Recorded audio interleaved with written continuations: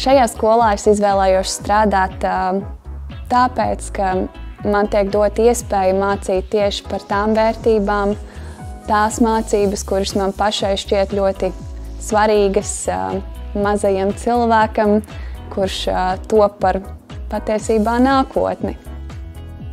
Man patīk šajā skolā tas, kad es varu ļoti ieplānot savu laiku, kad es varu pavadīt pusdienas kopā ar ģimeni, mājās savās, ka pēc tam var iet palīdzēt ārā dārzā.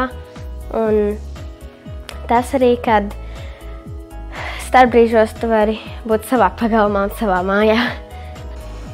Mums patīk, ka mēs neesam piesieti tā kā vietai vai skolai, ka mēs, ja mums kaut kur ir jādodās vai jābrauc, tad galvenais, lai būtu internets un portatīvais dators līdz un kādas mācību, materiāli, grāmatas vai burtnīca, mēs varam mācīties no jebkuras vietas.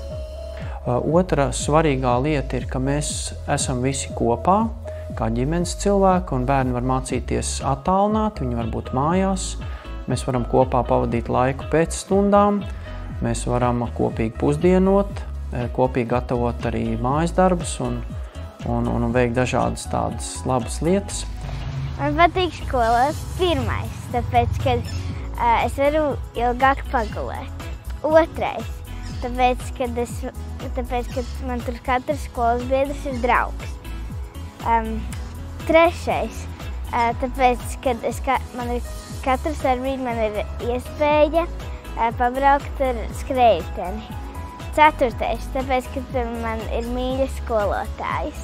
Pirmkārt, tas, ka es bērnus varu redzēt katru dienu mājās, un es varu redzēt, ko viņiem māca. Viss, kas tiek mācīts, tiek skatīts caur vērtību prizmu, kas man, kā vecākam, ir patiesībā pati augstākā prioritāte, kad mēs audzinam bērnus. Vispirms ir vērtības, un pēc tam ir prasmes.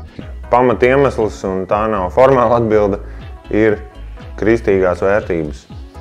Un atceros, kad mana vecmāma, kas jau ir mūžībā, teica, ka Ulmaņa laikā, kad viņi mācījās Rīgas centra meiteņu skolā, viņiem katru dienu sākās ar lūkšanu. Un man ir prieks, ka šajā skolā arī, ja ne gluži katra stunda, tad vismaz katru dienu sākās ar lūkšanu, kas arī nav formāla, bet var just, ka šī ir patiesa sirds lūkšana Dievam, gan bērniem, gan pasniedzējiem.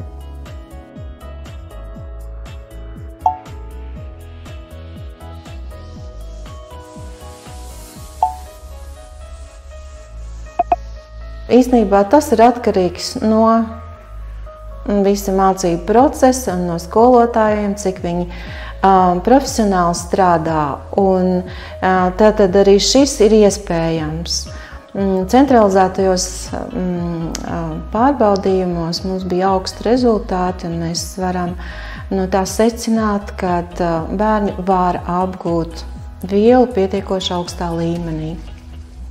Es domāju, ka ir jāatšķir divi veidi. Vai skola nonāk šādā situācijā tāpēc, kad ir kādi ekstrēmi apstākļi, vai skola šādu situāciju mērķtiecīgi izmanto mācību procesa organizēšanai.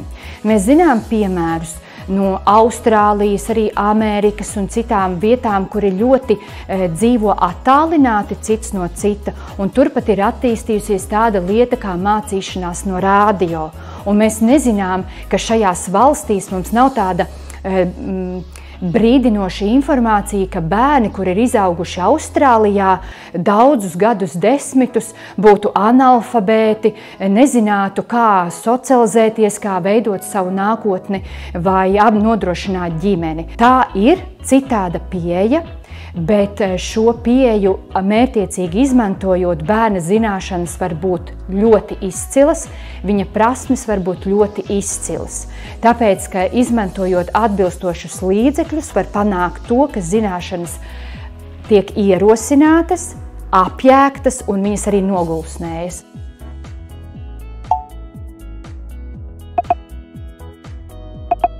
Manuprāt, socializēšanās faktors ir jāsaprot vispār, ko mēs ar to domājam.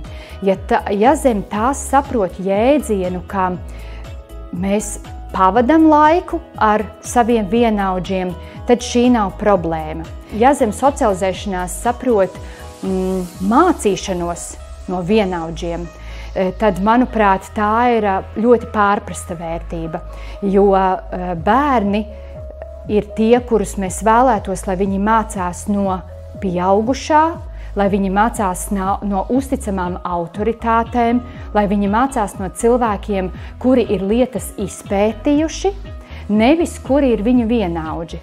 Esmu arī dzirdējusi pētījumu, ka vienaudžu vidū intelekts spēj samazināties līdz pat 80%. Un tur rodas tas saucamais bara efekts. Vairāki vienaudži nonākot vienā vidē, viņi spēj pieņemt pilnīgi neadekvātus lēmumus, uzvesties pilnīgi neadekvāti, jo tajā brīdī viņi nespēja ar intelektu izšķirt, kas ir labs, kas ir ļauns, kam pielāgoties un no kā atrauties. Un to mēs arī redzam, ka tad, kad 30 bērnu klasē vai 20 bērnu klasē kādi līderi ienes, piemēram, kādu dziesmu, tiktokā vai kā, tad pārējo to pieņem neatkarīgi no tā, vai viņu ģimenē vispār šādu mūzikas veidu vai uzstāšanās veidu uzskata par likumīgu, nelikumīgu, pieņemamu, nepieņemamu. Mēs redzam, ka izplata tik un tā, līdzdala, fano, jūtas slikti, ka tu neesi līdzīgs šim te TikTok varonim, ja? Un ļoti izplata to, ko īstenībā mēs saucam par subkultūru.